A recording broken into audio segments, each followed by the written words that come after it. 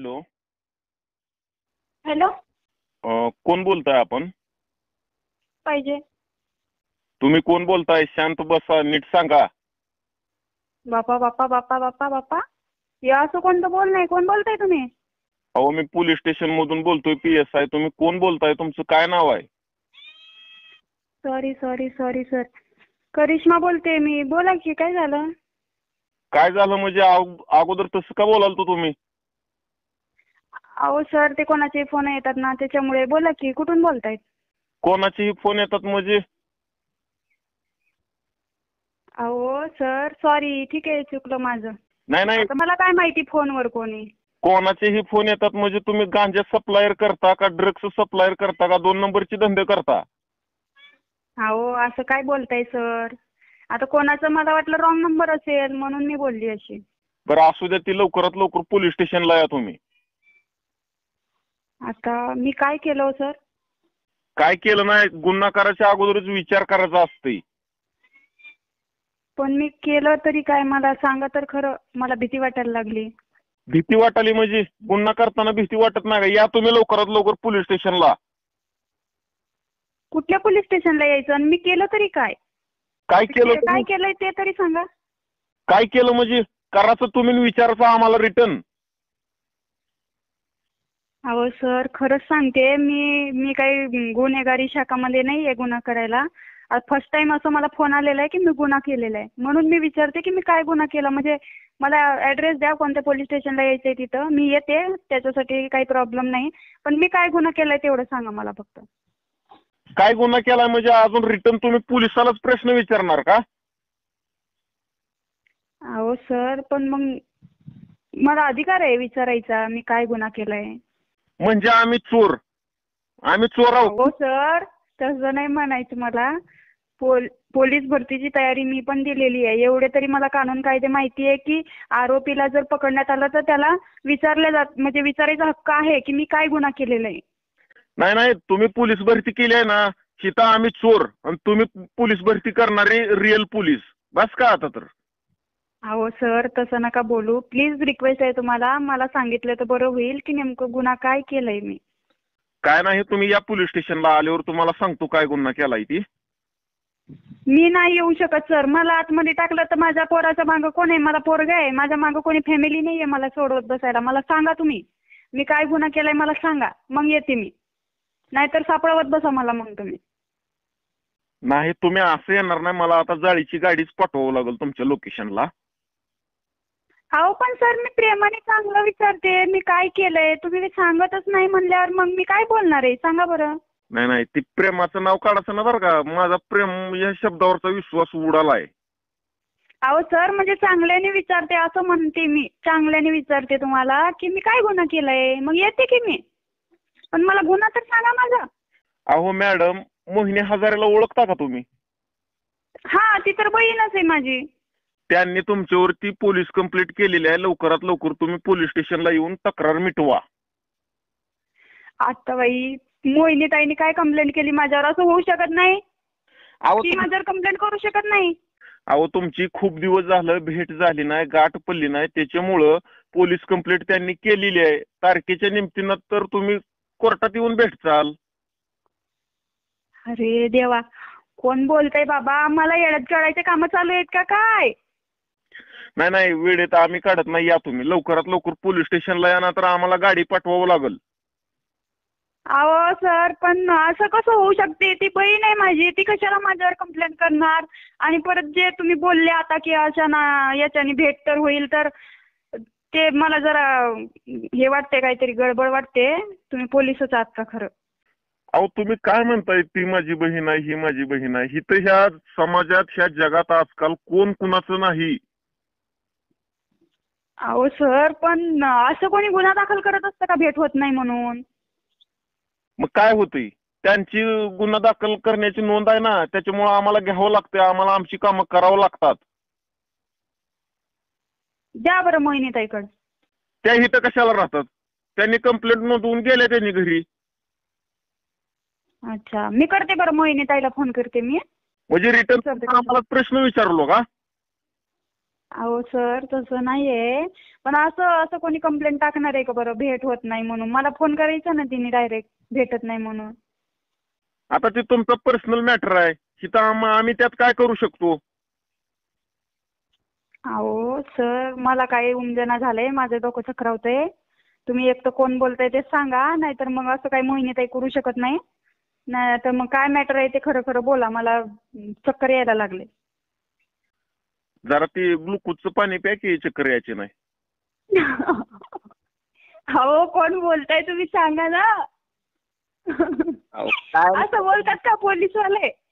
मग काय बोलतात पोलीसवाले, कसं बोलतात पोलीसवाले तुम्ही सांगा ना. अहो, तुम्ही म्हणताय ग्लुकोजचं पाणी प्या, एवढी काळजी पोलिसांनी आमची घेतली असती तर नाही का बरं झालं असतं.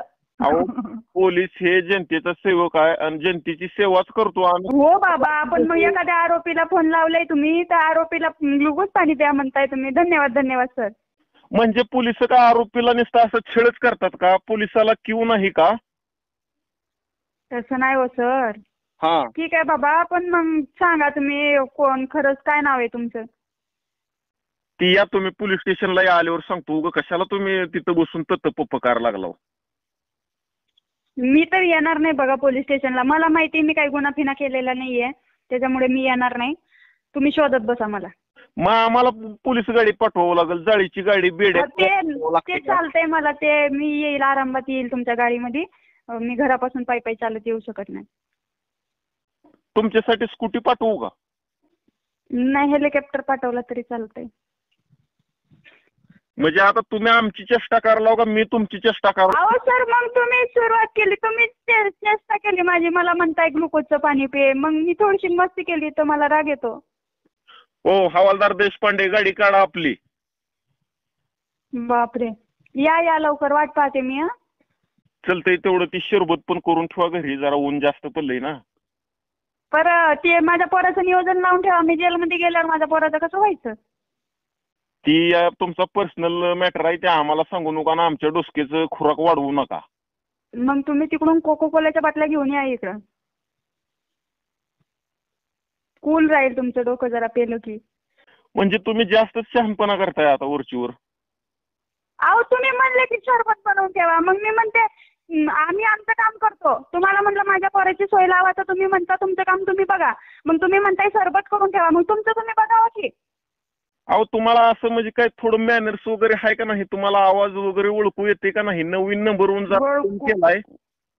ओळखू येते, पोलीसवाले बोलताय, मान्य आहे, पण मग तुम्ही एवढं असे बोलताय म्हणल्यावर मग आम्हाला पण अधिकार आहे की. तुम्ही आमचं जर सोय करू शकत नाही तर आम्ही तुमची कशाला सोय करू ना? आमच्याकडे मेहमान नवाजी अशीच होते. नाही आम्ही कोणाला पाणी फिनी देत. अहो मी नंदू मोरे बोलतोय. नंदू मोऱ्याला तर पाणी द्याचाल का नाही मॅडम? तरी मला वाटलं सुरुवातीला काहीतरी गडबड आहे म्हणून मी अशी बोलली. अहो नाही तर माझी काही मजाल बाबा पोलीसवाल्याला एवढं बोलायला. गडबड म्हणजे 6 महिने झालं कॉल नाही, भेट नाही, काय नाही. अहो ते मॅडम बिझी राहतात, त्या मोठ्या स्टार माणसं आहेत ते, आम्ही कुठले गरीब. अहो पण कसं काय भेटणार ते सांगा? आणि तेच भेटत नाही, तेच कंप्लेंट द्यायला येतात बरं हुशार मोहिनीताई. अहो पण भेटलं पाहिजे, कमीत कमी 2-3 महिन्यातनं तर एखादा कॉल भेट झाली पाहिजे ना. बरं तेवढं ठीक आहे. मला एक गोष्ट विचारायची तुम्हाला. हा, तुमचा आवाज वाटलाच नाही मला नंदू मोरे बोलताय म्हणून. म्हणजे सांगितलं तेव्हा समजलं. डेंजर आवाज आहे बाबा तुमचा. अहो कसं आहे मॅडम, म्हणजे आम्ही आवाज चेंज करू शकतो ना, हवं तसं आवाजाला वळवू शकतो. अरे बापरे, हा आता वाटतंय बाबा नंदू मोरे म्हणून. हा, आता जरा मी स्मॉल बोलायला का मग ती माझा रिअल आवाज वाटते समोरच्या व्यक्तीला. बापरे, खरंच घाबरली होती ना मी. शपथ सांगते, हातपाय थरथर कापत होते पोलीस स्टेशन म्हणलं की. नाही राव तसं काय. एक तर आपण गुन्हा केला नाही ना, असं पोलीस स्टेशन मधून फोन आल्यावर वांदे होतील की राव आमचे इकडं पोराचे. म्हणलं जरा करावं मॅडमला प्रँक कॉल, लई दिवस झालं केलाच नाही प्रँक कॉल. बरं बरं, हे लोक म्हणत राहतात ना तू असे हे करते तसे ते करते, तू काय पोलीस स्टेशन मध्ये जाऊन बसशील आणि तुझ्या पोराचं त्या हिच्यासारखं होणार आहे, स्मिताच्या पोरासारखं वगैरे बोलायचे ना. त्याच्यामुळे म्हणलं आली का बाबा आपल्यावर वेळ, अशी काय गुन्हा केला आपण. तसं काय नाही हो, सॉरी. उगाच घाबरवून देऊ नका, हार्ट अटॅक येईन मला. ते मागच्या वेळेस बी तसंच केलं. नाही कुठं बॉम्ब ठेवलाय म्हणे घरात. अहो तेव्हापासून कॉलच नाही तुमचा, जवळपास मला वाटतं 1 वर्ष होती आलं. अहो मला टाइमच भेटत नाही बघ कोणाला फोन करायला बघा. हम्म. मीच इथं माझ्या कामामध्ये व्यस्त राहते. माझं इथं माहिती आहे ना तुम्हाला काय चाललंय काय नाही, बघत असणार तुम्ही व्हिडिओ. चलतंय बघ. लय टेन्शन मध्ये आहे मी. आणि तुम्ही आता बरं झालं, अजून हार्ट अटॅक दिला असता मला. बरं अशी जाडजूड तब्येत नाही, थोडीशी वय नाही तर हार्ट अटॅकच आला असता. शपथ, मी आधीच टेन्शन मध्ये आहे आणि त्यात पोलीस स्टेशन म्हणल्यावर आपल्या हातपाय थरथर कापतात. चलतंय. कारण ते स्मिता सातपुते नाही का, त्यांना झालं वाटते कशामुळे तरी प्रॉब्लेम. तर तसं लोक मला कमेंट करायला लागले, तुला असंच होईल, तू दुसरी स्मिता आहे, काय काय बोलतात मला. त्याच्यामुळे घाबरली मी, आली काय म्हणलं वेळ लगेच लवकरच. चलतंय, मला काम आहे, ठेवू का आता? तुम्ही लयच दाट बोला लागला. बरं बरं ठीक आहे चालतंय. असं घाबरवून द्यायला जाऊ नका. नाही हो, सॉरी चुक. हा, नाहीतर एखाद दिवस तुमच्यामुळेच मरीन बाबा मी, काय सांगता येत नाही. काय नाही. 2दा झालं तुमचं, बम ठेवलं होतं एकदा घरात. असू द्या आता, असू द्या. हा ठीक आहे चालतंय, चला बाय. चलते, हा बाय. तर मित्रांनो, आपण केला होता करिश्मा ऑफिशियल यांना प्रँक कॉल. तर खूप छान व्हिडिओ असतात बरं का त्यांचे युट्यूबवरती आणि इंस्टाग्रामवरती पण. बघतोय आपण त्यांचे व्हिडिओ, मस्त एकदम त्यांनी काम करतात राव. स्वतः मेहनत करतात, कष्ट करतात. त्यांना जोडीदार नाही किंवा त्यांना घरचेच प्रेम नाही. जे काही करायचं आहे ते त्यांना स्वतःला एकट्यालाच करायचं आहे. खूप कठीण आहे बरं का जिंदगी अशी जगणं. कारण आपली माणसं आपल्यासोबत नसताना जिंदगी व्यवस्थित आपण जगू शकत नाही राव. कारण माणसाकडे पैसा, प्रॉपर्टी भरपूर काही असते, पण आपल्या जर घरातल्याचं प्रेम आपल्याला भेटत नसेल तर जिंदगी कटणं खूप कठीण आहे. तर असू द्या मित्रांनो, त्यांचं पण युट्यूबवरती चॅनल आहे करिश्मा ऑफिशियल, बघण्याचा प्रयत्न करा व्हिडिओ. धन्यवाद.